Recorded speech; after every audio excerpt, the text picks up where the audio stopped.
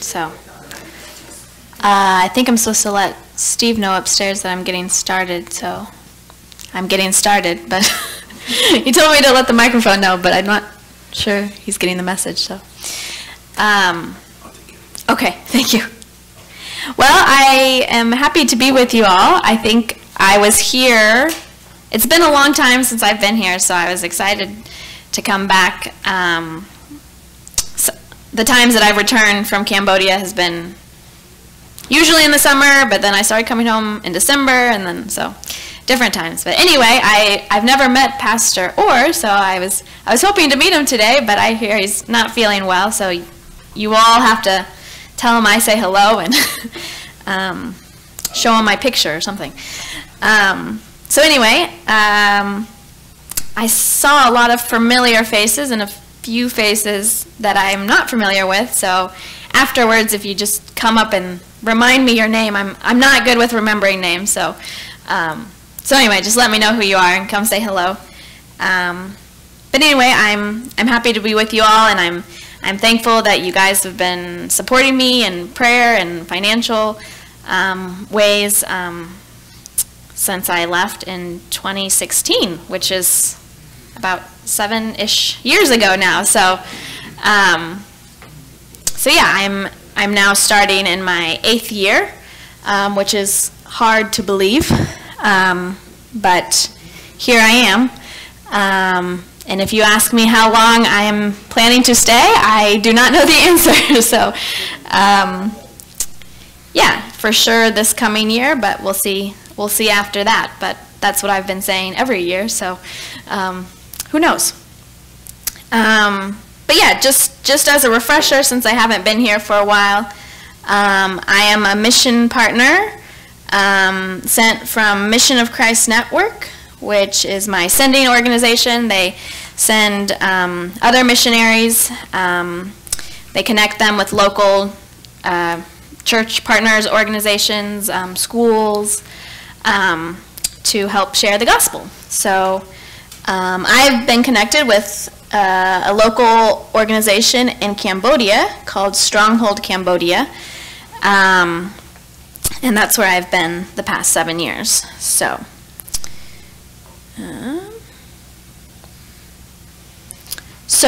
Stronghold comes from the verse, Isaiah 25:4. For you have been a stronghold to the poor, a stronghold to the needy in distress, a shelter from the shelter from the storm, and a shade from the heat. And this is a mural that this lady on the right came just a couple months ago. She was there on a mission trip, and she painted our theme verse. So, and we recruited a few students to write the verse in Khmer, which is the Cambodian language, as well as the English. So that was a nice group effort that they were able to put together, and it looks really nice. So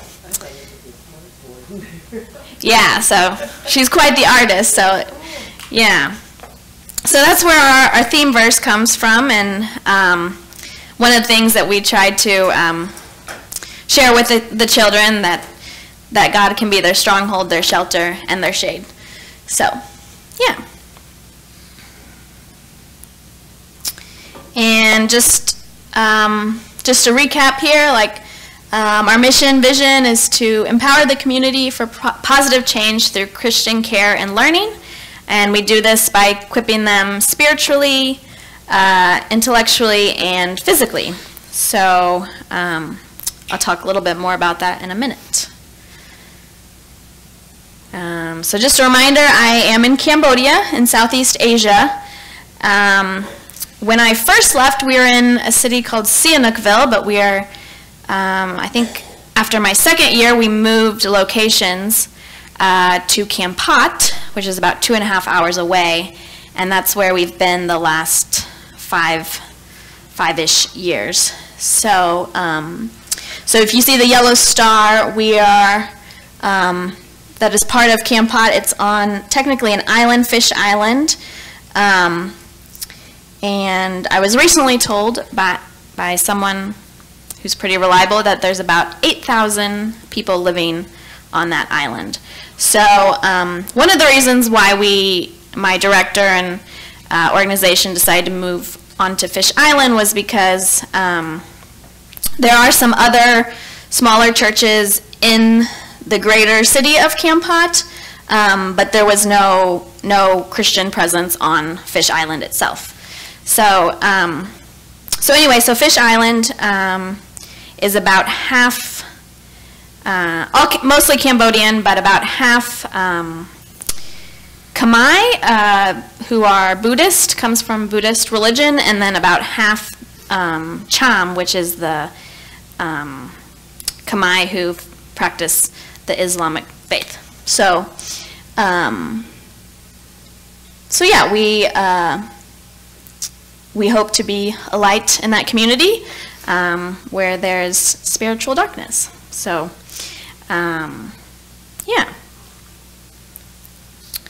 And then just to give you a little visual, if you're a map person, the red star is where we are currently located, and we are located, if you see the two green stars, one up at the top and one to the left, is where the primary school and the secondary school on Fish Island is. So almost all of our kids come from that area. So I think it's about a 10-15 minute walk to the primary school and like a 5-minute or less than 5 minutes to the secondary. So it's all pretty close. The kids are in the area. So we're in a great location right now next to the schools. So we're thankful for that. This is a picture of our current in-country staff. Our team has kind of changed a bit over the years, but this is currently the team that I work with. The two people on the right are my directors, and Director Jesse and his wife Naomi. And then to the left in the red is Sinoan, who is our cook and cleaner, so she helps with lunches. And then next to her is Teacher Lynn, who we hired as a computer teacher, but helps out in all sorts of ways. And then at the very end is RJ, who is a new missionary. She just came in September, so she just graduated maybe a year ago from Concordia Seward, which is also where I came from. So yeah, we're happy to have her with us. So we had another couple, but they're spending the year stateside doing fundraising stuff for Stronghold. So yeah, this is our team, and their daughter Hannah, my director and his wife's daughter Hannah, is there too. So she is fun.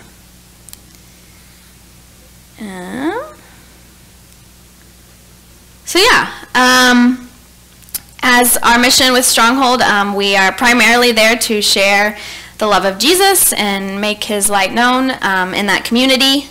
And the main way that we do that is through just daily sharing the gospel with them, and we do that through daily devotions. We have, in between our class times, we'll meet with them. Typically it's done by our director or his wife. That way they can hear about Christ in their heart language of Khmer, so there's no translation barrier there. And then also followed by a time of singing songs. So a little Bible lesson and then some song. So yeah, this is our director and our younger students, the 3rd through 6th graders. Yeah, so sometimes they sit in a circle, sometimes we sit in chairs, but anyway. So this is him with our older students, our 7th to 10th graders. Yeah.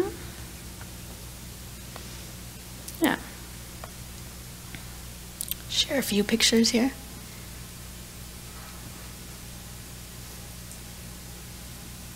And I just shared this picture from I thought it was a neat one from our Easter celebration.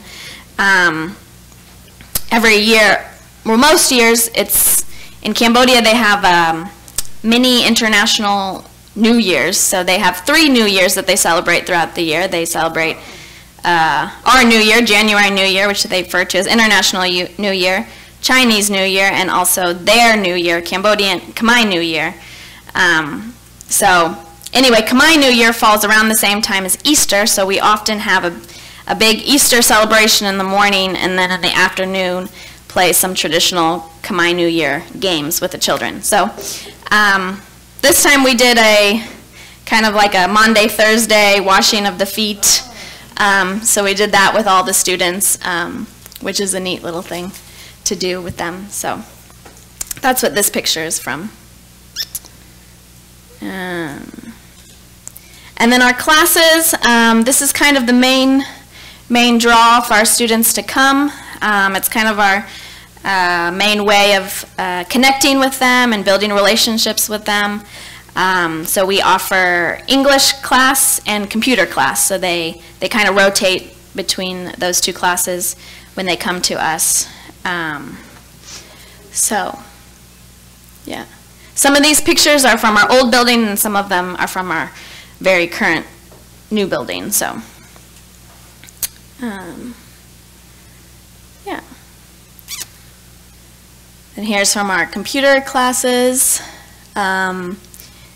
Teacher Lynn is also, we decided that for 3rd and 4th grade that it was better, instead of having computer, this past year we started doing Khmer reading and writing, because we found that some of them struggle just in that area, even in their own language. So we figured they'd get enough computer later on that that was more important. So that's what Teacher Lynn has been doing with our youngest students. So yeah, we just as a reminder, we're not a school per se officially. We're just like an after-school, before-school program. So our students go to regular public school, the government school, and then they come to us during their break time. And during that time, they can come for lunch if they would like to. Many of our students do. Some of them choose to go home and eat. It's kind of up to them. But yeah, so there's an example lunch to the right. Some dragon fruit is the white fruit at the top. What's that other thing? To the left, the top is an egg, like an omelet, fried egg, yeah. And then down here, I think it's a long bean, like a green bean, similar to a green bean with pork, chicken, one of those. So, yeah. So that's what it kind of looks like when we have students there for lunch. Is there food similar to Chinese, or is there? I would say it is. They eat a lot of rice, so that would be similar. But they have a lot of their own unique dishes too. But definitely eating rice every day, except for the off chance when we'll have fried noodles. So the kids are always happy to have seconds and thirds on that day. So. Yeah. So yeah, there's one of our students washing dishes. They help us cleaning afterwards. There's Hannah with Sinuan and some fish. So. Do they mostly walk barefooted? Yeah, so inside it's really typical to, when you go into a place, to take off your shoes. So in the whole building, we pretty much have our shoes off. Yeah, but when they're off on the street, then they put their shoes back on. And so, but yeah, that is common. So. Are the kids well behaved? Is it okay, or no? I would say our kids are generally pretty good kids, but I mean, they're still kids, so yeah. They have good days and not so good days, but I would say for the most part, not major issues. So they, I think, as a culture, are very respectful of people older than them, or of teachers, or people. So yeah. So another thing that we try to do is meet with the families of the students, and this gives us a opportunity to get to know them, and for them to get to know us, and see how their kid is doing, or see what's going on in their family. Maybe give us a chance to pray with them. But yeah, it's been neat to see these last 5 years in Camp Pot. You know, we're kind of a slow going, but want to do it well. We can kind of see how we've started to build some trust in the community, just kind of being there long term. So yeah. So here's another family that we visited. But yeah, I love to go and see their homes and see how they live, and they're always they're welcoming and inviting. So yeah. And then also I just wanted to show this picture. We had a parenting event, which we try to have every so often, to gather all the parents. And it was raining really hard, and so we moved everyone into the kitchen, which the angle makes this kitchen look pretty big, although it is quite big, but maybe not this big. So anyway, we all went into the kitchen because that was our next biggest space, and so met in there, so that was quite nice. But yeah, so I think we had about 50 or around 50 parents that day, so that was exciting that many showed up. So and then I just wanted to share, oh, there's another picture of our parents. It's a little blurry, but it's okay.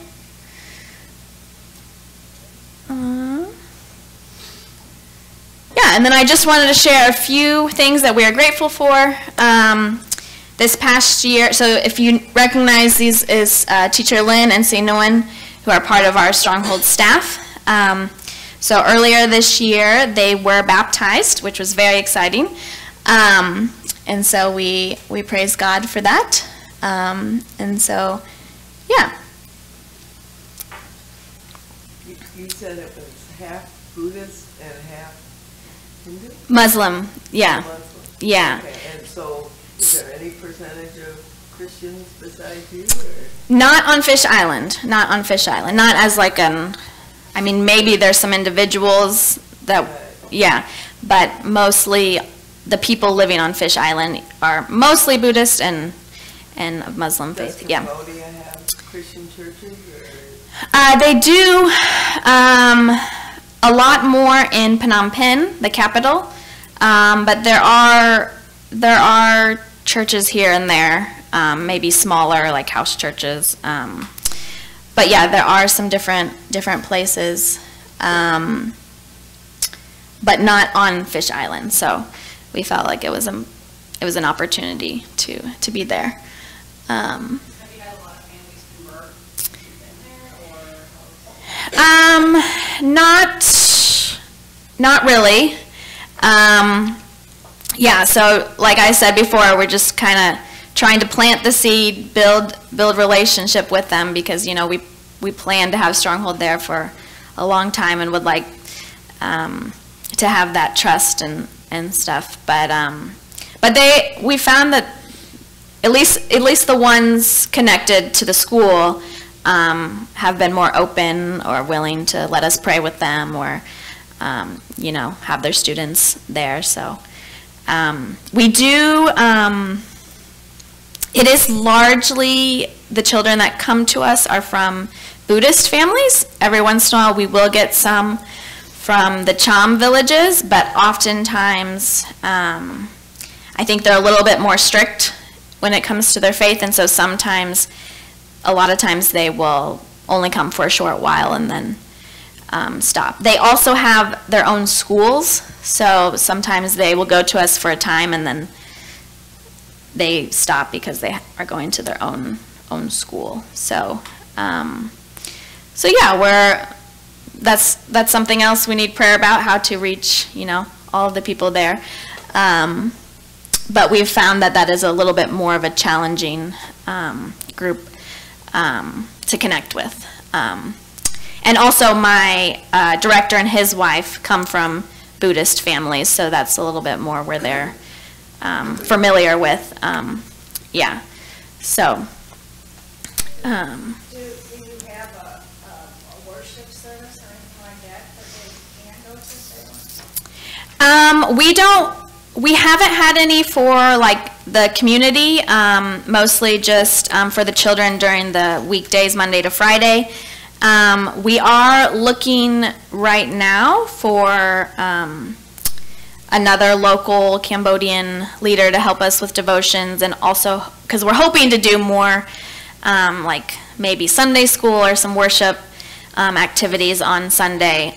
So I know that's a big thing that that our director is looking for right now. So I actually had that later on as a prayer request. So it is definitely a hope that we have, but currently not at the moment. But as a staff, we do meet regularly. Our director, he is an ordained Lutheran pastor, but so we will do like a small communion service together as a staff here and there. So yeah, and if you've read any of my newsletters, if you're on my newsletter list, I've probably talked about in the last few years our new building, a new property. It has been a dream of Strongholds to have their own place, and so that all finally came into fruition a couple months ago. In May, I believe, is when we moved from our old location, was just like 5 minutes down the road, to where we are now. So we were very excited to be in our new place, and after some years of fundraising and COVID and all of that sort of thing. So yeah, we're extra happy because, we didn't want a similar situation that happened with us in our previous city where we had to move because of, the rent, or our landlord asked us to leave, and so we just wanted to have a permanent place in the community, a permanent presence there. So Did you have to come home during COVID, I believe? I did come home at different points, but I was there also. We were closed a lot of the time, but we were open for things here and there. So it was, yeah, I was here and I was also there. So which was challenging, but yeah. So just last month, or in October, the end of October, we were able to have our dedication of the building, which was really exciting and really encouraging for all of us, just as a way to celebrate, for one, and then also it's very common to have these dedications for the buildings in Cambodia, and it's often done in a way that incorporates the Buddhist traditions, and so we're able to do it in sort of a Christian way, which is a way to also share the gospel with the community, because there was a lot of city leaders there, like the village chief and all, some local partners. So it was really encouraging to have the support of the people of the community, and so a lot of our parents were there, most of our students, and so it was just a really great time to celebrate how the Lord has provided for us in this place. Yes? You mentioned cheap. the village chief, can you explain what, you know, what? Yeah, just the leader of the city, of all of Camp Pot, and then also of some different like council members from Fish Island itself. So we also had some principals from the schools were also invited. Yeah, it's just kind of like the mayor or yeah, someone like that. One more thing, you may not know, but you probably saw it built. Do they have like wicked weather there? I mean, what kind of building material is that? Is that wood? It's concrete. Concrete? Yeah. Yeah, so we just got out of the rainy season. So actually we were really praying for no rain this day because we have a covering, but unfortunately if there's any wind, the rain will blow in to our main all-purpose area where we gather. And God answered our prayers, and it was very, very hot. So, but we're still thankful. So anyway, yeah, but they have a hot season and or a dry season and a wet season, but mostly pretty hot, pretty humid. So you don't have air conditioning? We have air conditioning in our office, but not in the classrooms. I do have air conditioning in my apartment, but it's just one that's on the wall, so it's only in my bedroom area. So, and I use that sometimes, sometimes not. So. Just curious. Yep. So, anyway. So that was another image of the ceremony that we had, looking at the students and the parents on the right there. So yeah, it was a nice event. We had the students all sang a song. We practiced really hard for that, and they did really well. And a lot of the older students were involved in some way as well. So there are some of our 8th grade girls and myself in the orange skirt on the left. So those are some traditional Khmer outfits that we'll wear to fancy events or a wedding, also very common. And then part of the new building, I think that our students are pretty excited about, is our volleyball court, which we've since added some dirt on the ground, or some sand, I should say. But they're out there playing every day before and after classes. So, yeah. And then I just wanted to share a few prayer requests as I finish here. Just for the upcoming school year. Things in Cambodia are not super consistent, and when I first went over to Cambodia, the school year started in November, but the last few years we have started in January. Well, I should say only one year we started in January, and this coming year, officially they're starting this month in December. So, anyway, so it's a little confusing to keep track of, but we just followed their school year. We just kind of mirror our year with their year. So, but right now we're in the middle of registration there, and I just saw that they had 24 students on the waiting list, which I imagine are mostly 3rd and 4th graders. So that's a great problem to have. But with that, we are also looking for a new mission partner to help us so we can accept more students and have them there with us at the school. So, is it free for the kids? It is, yes. Yes, they do not pay. Yes. Is temporary the farthest they go? You said earlier that you had students up to 10th grade. Right, so our students come from the primary school, which goes up to 6th grade, and then the secondary school, which is 7th to 9th grade. And then after that, they go to a separate building for high school, which is 10th, 11th, and 12th. So we have just a few 10th graders.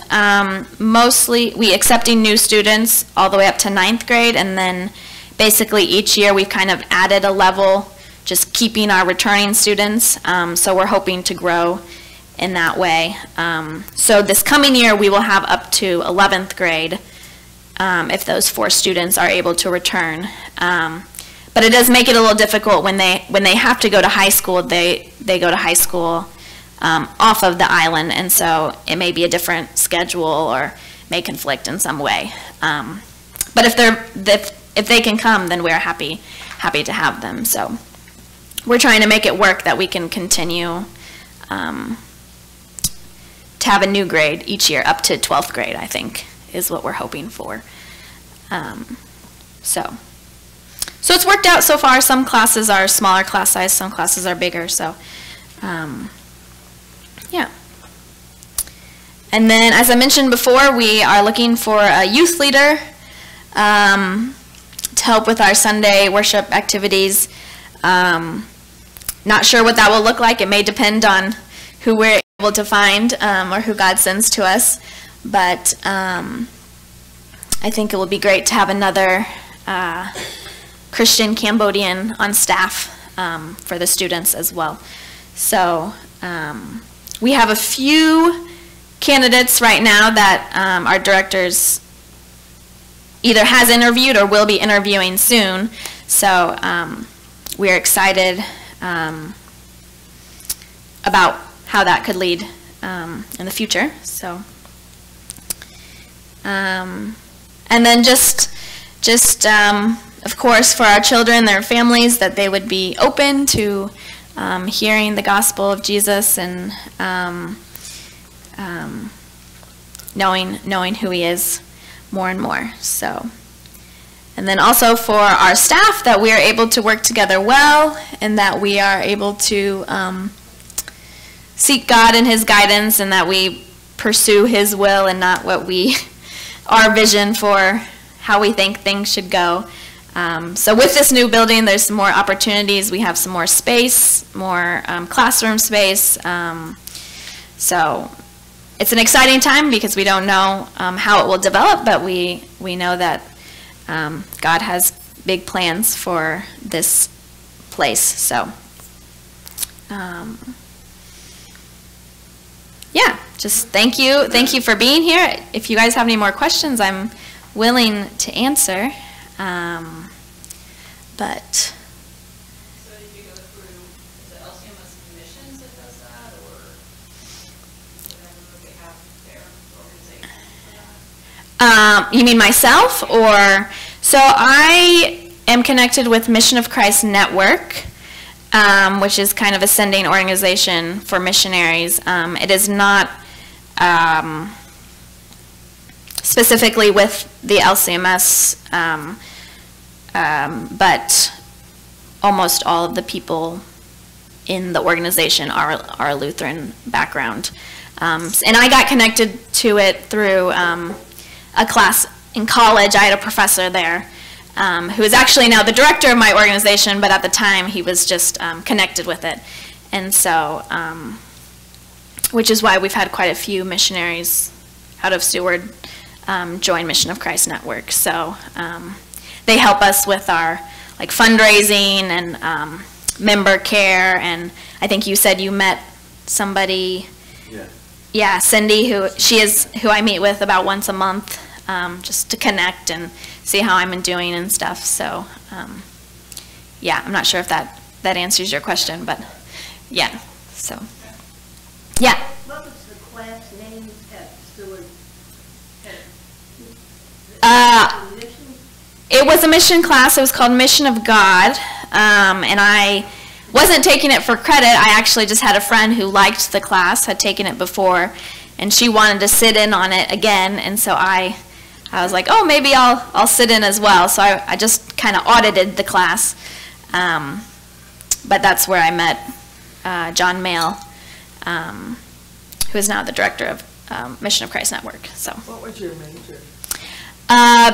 behavioral science and psychology. Oh, So I did some pre-social work program kind of things. So, yeah. I knew I didn't want to be a teacher. That was the only thing that I knew. And yeah, be careful. Be careful what you think you know. So God will use it in interesting ways. So, because that is primarily what I am doing, teaching. So. Wasn't it used to be Seward Teachers College? I think so. I think so. Yeah. So yeah, a lot of teachers are there, but I did not study any education classes. Well, maybe a little bit, but primarily no. So, yeah. Dude, the Vietnam War has been a long time ago, but what do they think of Americans in general? Are they just receptive, or? I would say in general they're pretty pretty open, pretty friendly towards Americans, given the circumstances, recent history. But yeah, I feel in general like they're pretty friendly, at least in my experience. Every once in a while you'll get the random person that doesn't want to interact with you, but I think you get that everywhere. So, but yeah, I think generally they're pretty open group of people that, you know, yeah, they used to have the most holidays as a country, and so I heard that they just kind of adapted a lot of different holidays that different places, but so anyway, so. Can you speak Khmer? Do you like on? I see like say hi doesn't have Khmer. Do you have a translating app, or how do you? Yeah, so I do not know as much as I would like to know, but I have been taking classes here and there, off and on, so I know the basics or can get by. Are there any translating apps, or no? Google Translate will work. Some of the major ones don't have it, but there are some translations for Khmer, Khmer. Yeah, so it's its own language. It's visually similar to Thai, but it is different. If you speak Thai, can you communicate? No, I don't think so. Yeah, yeah. Just their letters look the same, but the words are different. Yeah.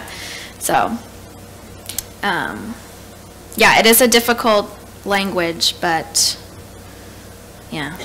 So this past year, I've been learning to write and read. So that's been a whole new challenge than just speaking. So because it has a whole different alphabet.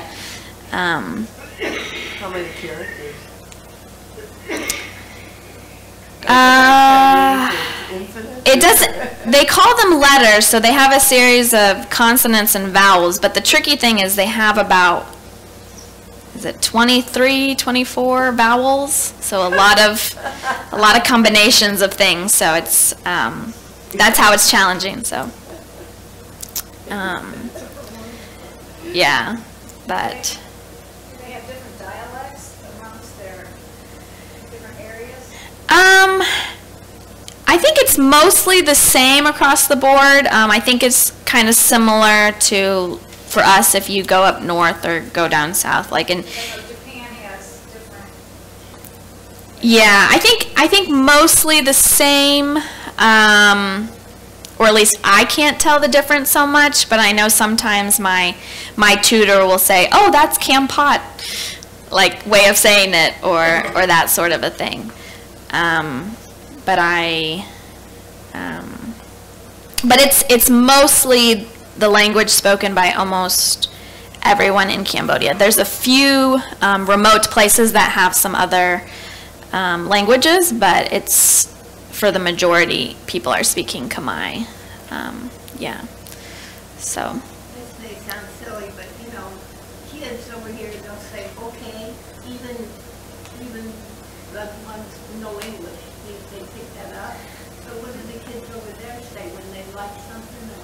What do they say, okay? They know the word for okay, but they would say ja, which means yes, and kamai. They have a different. If you're a girl, you would say bat, and if you're a boy, you would say bat, and if you were a girl, you say ja, which means yes. So that's probably how they would respond. But yeah. Are chocolate and taxi the same words? They're pretty much universal. Taxi, I think, is similar. Chocolate. Yep. Chocolat. Yeah, it's similar. It's similar. Yeah. Yeah. They also have some words like pan, which means bread. A lot of French influence. I think the French, they were colonized by France for almost 100 years, so they have there's a lot of French influence in the area, and a lot of the older generation might know some French. Now it's not as popular of a language to study, more English and Chinese now, but in the past, a lot of people learn French, so yeah. Every once in a while I'll get someone that asks me if I know French, and I was like, oh, I wish I did. Spanish, but not French, so. Was it hard to learn their language? Yes. Yeah, it's difficult, and it's difficult for me too, because at the school, I'm trying to teach English, so I'm trying to practice that with the kids, but they're also great people to practice my Khmer with as well, so they'll laugh at you and teach you phrases and things. So, yeah. You mentioned maybe this is your last year, so what do you think when you come stateside, what you might be doing? That's a great question. I'm not sure if this is my last year or not. I just know that I will for sure be here this coming school year in Cambodia. So, not here in the U.S., but I'll be in Cambodia for the upcoming year. So I'll go back at the end of December. But as for plans after, only God knows, I think, at this point. If you know, let me know. Maybe you could go on tour as a speaker and spread the word of how missions work or something. Yeah, so I know Mission of Christ, a lot of their people that have come off the field, they're always looking for ways to recruit them and in different ways to help out stateside. So anyway, yeah, so anyway, thank you. It was really nice to be with you all. Please come up and tell me your name so I can remember, put a face to a name again. But anyway, feel free to ask me any more questions afterwards. I think some of you receive my newsletters. If anyone else would like to receive your newsletter, come up and talk to me, and I can help you get connected there as well. So anyway, thank you. Thank you for keeping us in your prayers. We really appreciate it. So, yes.